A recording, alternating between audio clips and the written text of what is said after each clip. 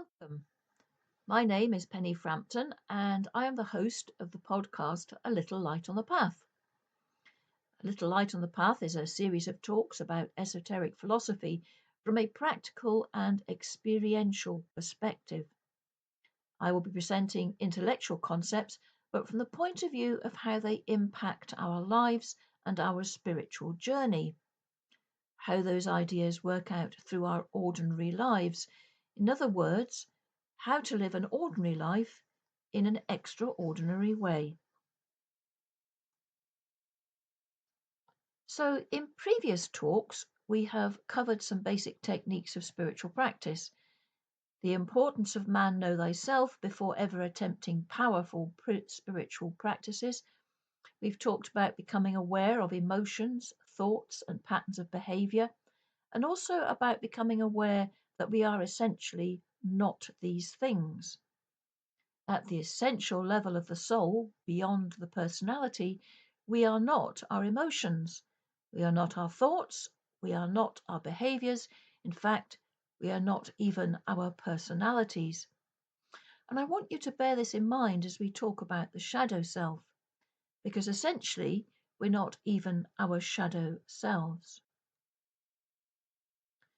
So, what is the shadow self? Well, personally, I have not done any shadow work per se, consciously. I've not sat down and said to myself, now I'm going to do some shadow work. But for years, I worked with my shadow self and I expressed my shadow self. I did it in a controlled and safe environment, mostly.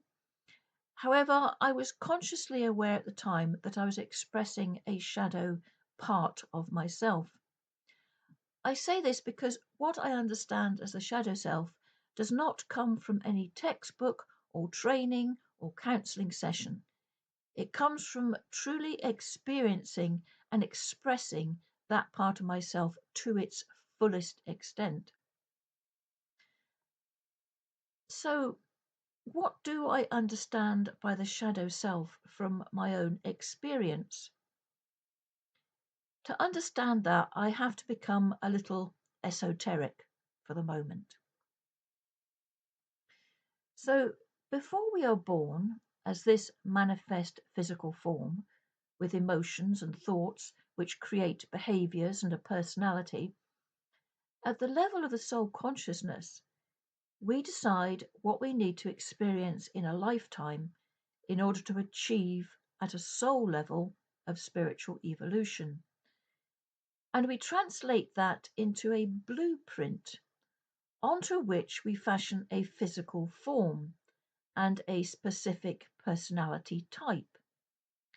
This blueprint is created out of etheric matter and gradually draws physical matter to itself, assisted by the beings of the Devachanic kingdom.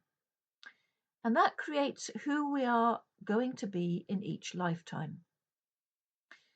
Now, also woven into this expression are patterns of behavior from previous lives that we have not resolved, lessons we have not yet learned, karma we are still working through. So, patterns of these things are also woven into the being that we are to become. And in order to create this experience, physical molecules, etheric, astral, and mental matter are all chosen to create our form and our nature. Now, many of the souls incarnating today were last in incarnation in the far distant past on the evolution of humanity. And so we bring echoes, if you like, of those lives into the present. And I want you to bear this in mind as I move forward in this talk.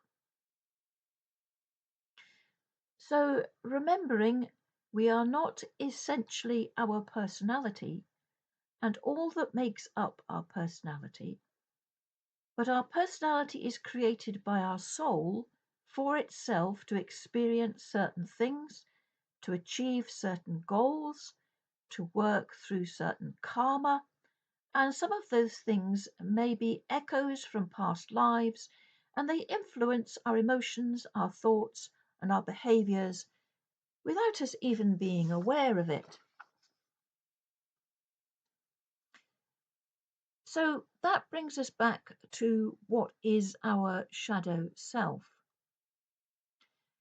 We know that it is a part of our personality, but not our essential self at the soul consciousness level. We know that all parts of our personality are in place for a purpose, to experience something we need to learn from, to repeat a pattern of behavior we haven't learned from, or perhaps to play out some karma from the past. And I'm talking about all parts of us have a purpose, including what we call the shadow self. So, why do we call some parts of our personality the shadow self? Well, shadow suggests not wholly in or of the light, maybe cast in shadows, as in partially hidden, some hidden aspect of ourselves that's not fully acting in line with the light for the greater good, if you like. As essentially a being of light, we may judge those parts of ourselves for acting out in such a way. Those parts of ourselves may want to stay unnoticed in the shadows, afraid of the light, afraid of exposure, perhaps. At some level, we also may be aware of those parts of ourselves, but don't want to look or accept them. We judge them. Perhaps we are even ashamed of them. So, what possible parts of ourselves would we judge and be ashamed of? So, as in the personality makeup, there are several levels to become aware of. At the emotional level, we have feelings not fully attuned to the light that we don't express because we are judged and ashamed of them. Jealousy, perhaps, hatred, anger, lust, feeling of arousal by behaviors deemed dark or evil, like power over someone or inflicting pain on someone. At the mental level, we have thoughts of taking actions based on those feelings, which include imaginative fantasies of those actions. Well, we all have them, every one of us. Everyone has those emotions, thoughts, and fantasies arising from patterns woven into our blueprint by our souls for us to experience and to learn from, unless they're coming from another source, which we'll talk about in a moment.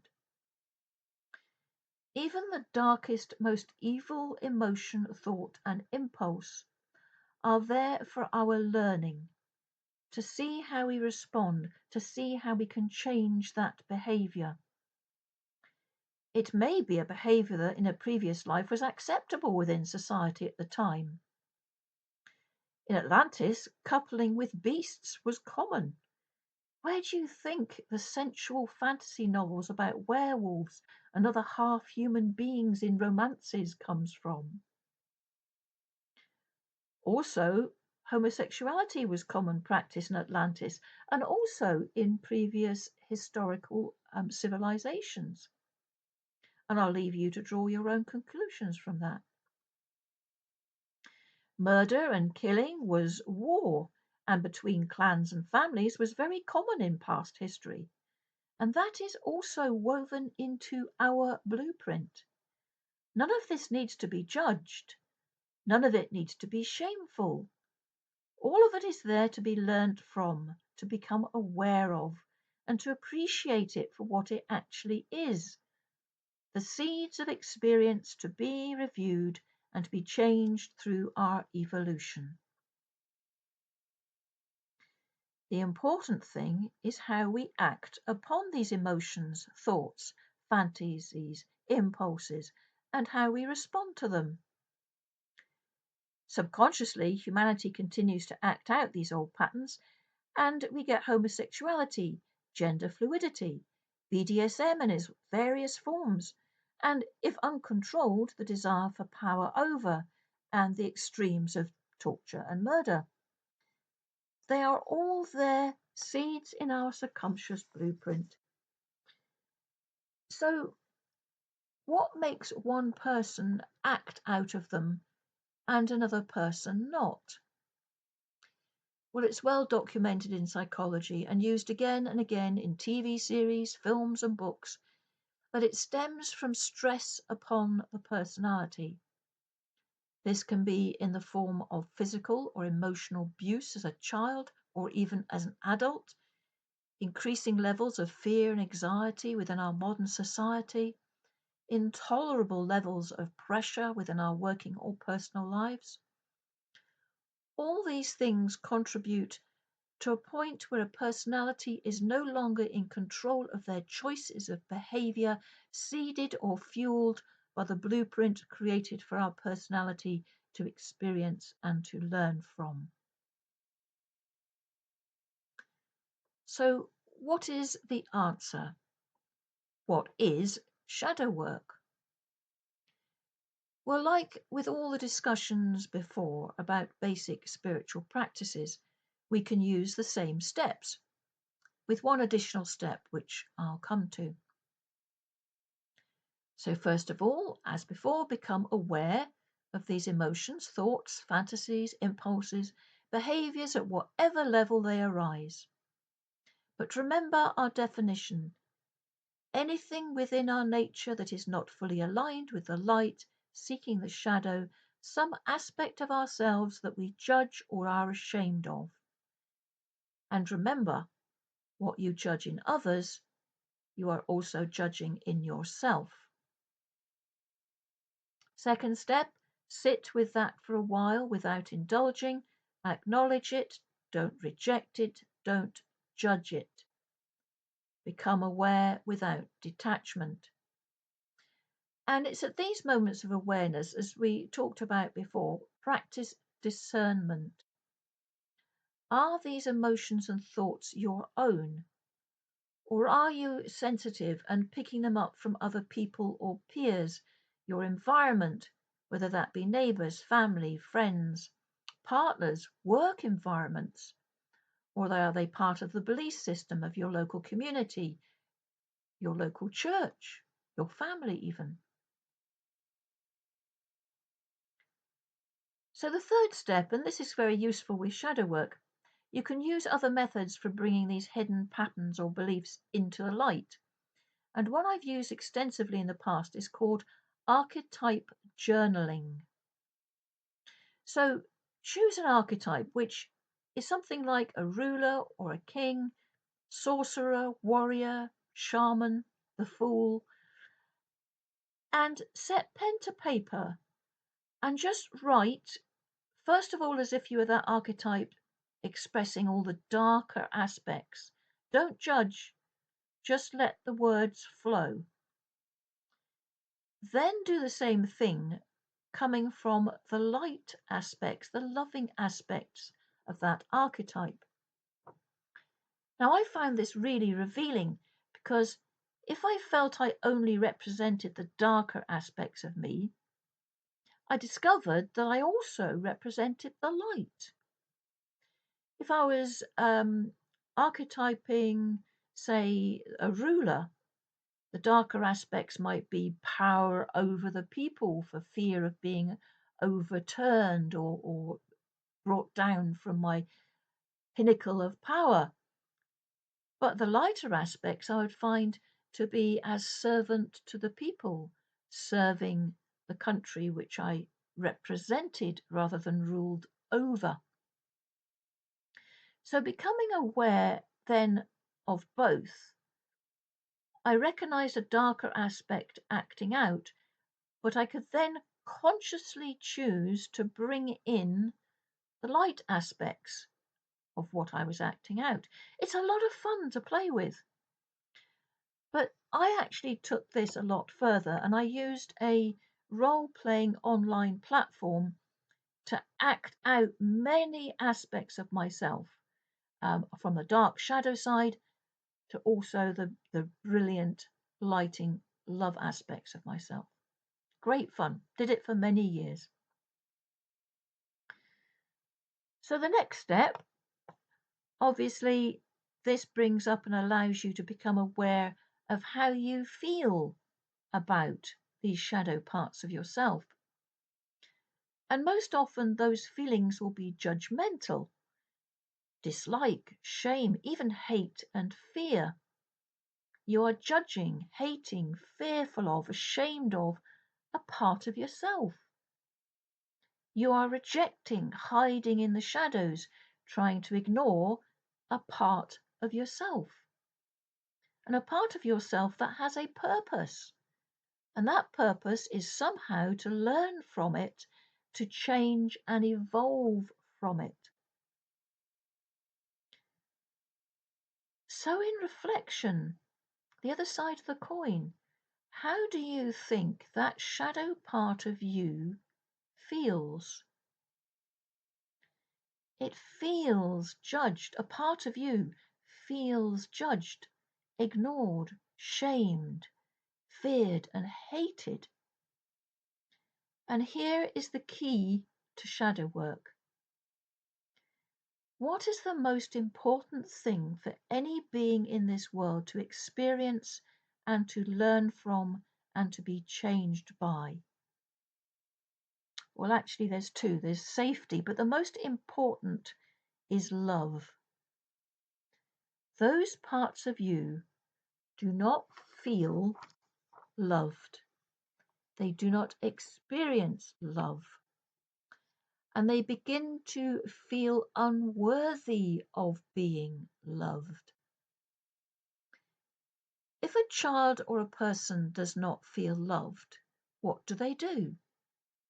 They act out. They try and attract our attention, and the more we ignore them, the more they act out. Or they shrink away into the shadows, holding resentment, hurt, pain, and feeling unworthy. This is why it's so important that you become aware of these parts of yourself that you judge and are ashamed of. That you are aware of those parts of you that feel unworthy of love. That parts of you may be acting out because they are in emotional pain. It's important that you acknowledge them, understand them, know that they are seeds of the past to change and transform. And the best way to do that is to feel into compassion and love for those lost shadow parts of yourself.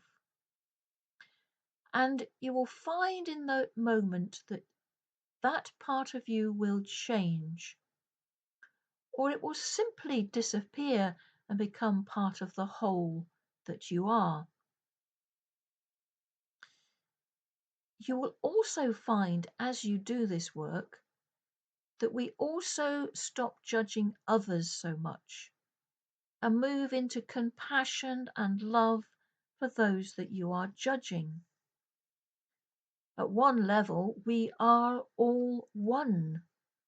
Humanity is an expression of a greater whole. Those parts of humanity as a whole that we judge, that we are ashamed of, that feel unworthy of loving, are some parts within ourselves, and vice versa. Which brings me to the principle of as above, so below. Why are these parts of humanity that act out in this way?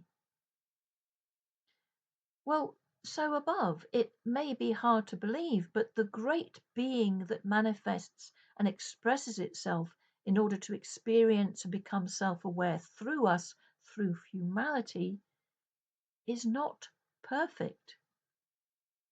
On its own path of evolution, there are lessons to be learned through experience, karma to be resolved. And through us as a whole and as individuals, that life expresses, experiences, learns, and evolves. And as each of us as an individual comes to love every shadow of ourselves and thereby develops compassion and love for the shadow aspects of humanity as a whole, so we contribute to the evolution of the one in which we live and breathe and have our being. By becoming self aware of every aspect of ourselves, by learning to love every aspect of ourselves, by living an ordinary life in an extraordinary way, each and every one of us contributes to the total evolution of humanity and thereby to the Creator who expresses itself through us.